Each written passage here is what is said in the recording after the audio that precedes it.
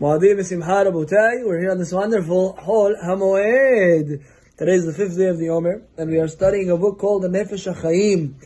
The Nefesh Hachaim was written by the foremost student of the Vilna Gaon of the Gra, the Gaon of Vilna, who we know was Gaon. Anytime you say the word Gaon, you're referring to the Gaon of Vilna, but the Nefesh Hachaim was written by Hachaim. And he gets into the creation of man. And he says as follows, Ketiv, Vayivra Elohim et ha'adam b'tzalmo. God created man in his image.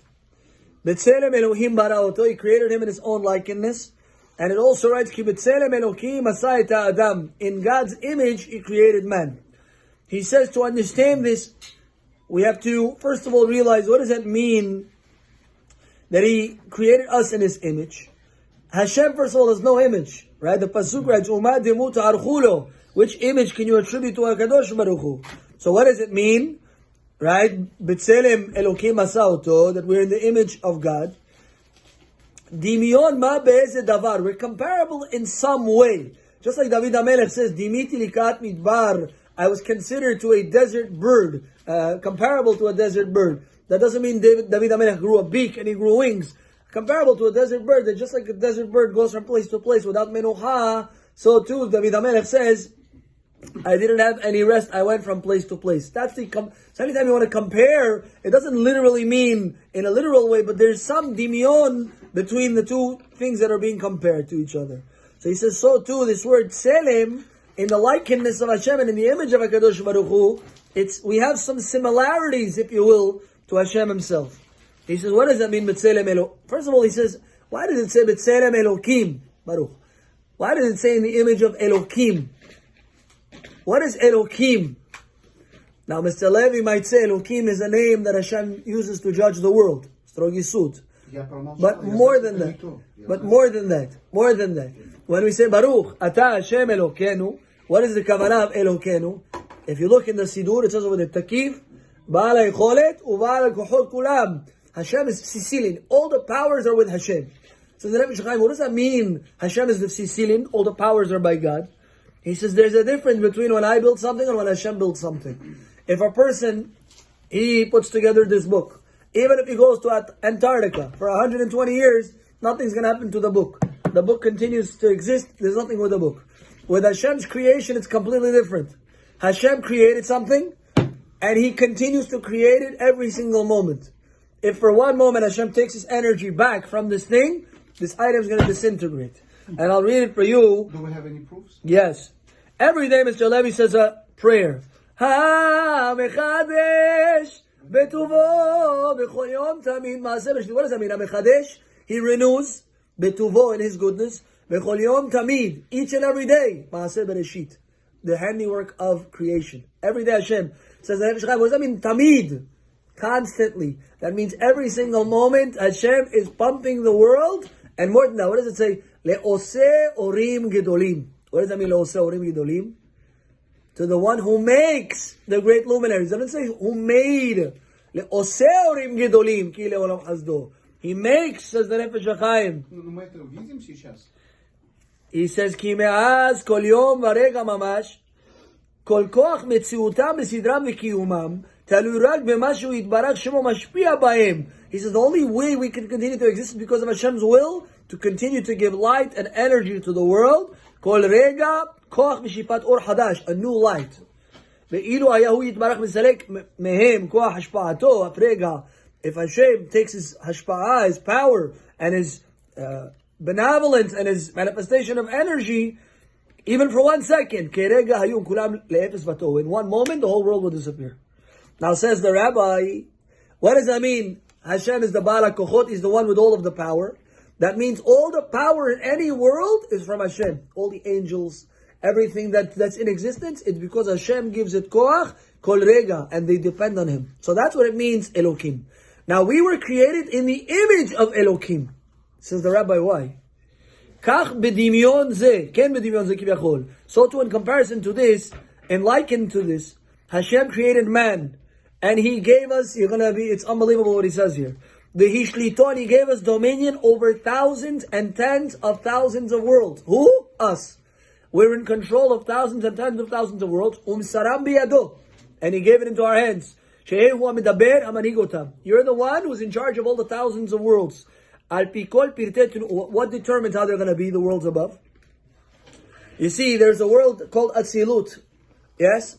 Under that, there are 3 other worlds, and we're in the lower part of Asiyah, the world of doing.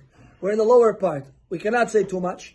But the point is that when you behave, when you speak, when you think, whatever you do, you cause a ripple effect in heaven, and that, in turn, trickles back down to Olam Hazeh, to this world. If there's a problem somewhere in the world, it's because we didn't do our job right. So says the Rabbi Hashem, he determined that we, with our actions, our speech, and our thoughts, it's the 3 levels of man, thought, speech, and action, right? Thoughts being the most lofty and the most high, speech being more refined than action, but less refined than thought, because thoughts, I cannot see your thoughts. Speech, it manifests, there's something there. Action, it's more tangible, it's more physical. So he says, with these 3 categories, whether you behave or don't behave, you're affecting all of the worlds above. With your good actions, speech, and thoughts, you know what you do, Adam? You continue to give endurance and power to hundreds and hundreds and thousands of energies and worlds that are holy. You add to their light. Like the Pasuk writes, God says, I will put my words in your mouth, to spread heaven, you know who determines what's going to be in Shamayim v'aretz? You. If there's rain, you decide. What does that mean, I decide? I decide if there's going to be rain? Yes. How do I decide if there's going to be rain? If I behave, there's going to be rain. If I pray, there's going to be rain. If I do tzedakah, there's going to be rain. But if I, God forbid, misbehave, I do wrong, I'm destroying ma'arachot shlemot. He says that's the pasuk. That's the statement. Al tikre banaich, ela bonaich. What does that mean? Don't read it banaich, your children. Ela bonaich, your builders. What's the difference? We are builders. He always wanted to become a builder. You're a builder. What do you build? You build all of the heavens. You're going to come to Shamayim. They're going to show you everything you've built. You're going to say, this is with your tefillin. This is with helping your parents. This is with the nice things you said to your wife. This is with the nice thing you said to your mother-in-law. This is all the all the good, beautiful things. Soon by you, Jacob. Soon by you. But the point is that all the good things that you do in the world, you create energy and goodness and shefa tov, and you give koah to the worlds above. So without our help? Nothing. It says, Tinu'oz le'Elohim. God created us in a way, b'tselem Elohim, in His image, that He says, don't think you're nobody. You have a big power, Aaron Cohen. You have such a power that all of the worlds depend on you. So if one day I decide, you know what, I'm not going to shul. I'm not going. You don't... Oh, Judaism yet to vacation. You can go on vacation after Shaharit before Minha. You know, and break, not vacation. Yeah. So Hashem depends on us? He created the world that depends on us. He himself in his true essence, no, of course not. He doesn't need us, but he created us and he made us in his likeness, and he said, you bigger than you think. But why do we need thousands of worlds over there if we glitch you up? That's already... Each of those worlds, first of all, has an influx on Olam Hazeh, but Hashem created each... There's a book, it's called Shomer Emunim, by Rav Irgas.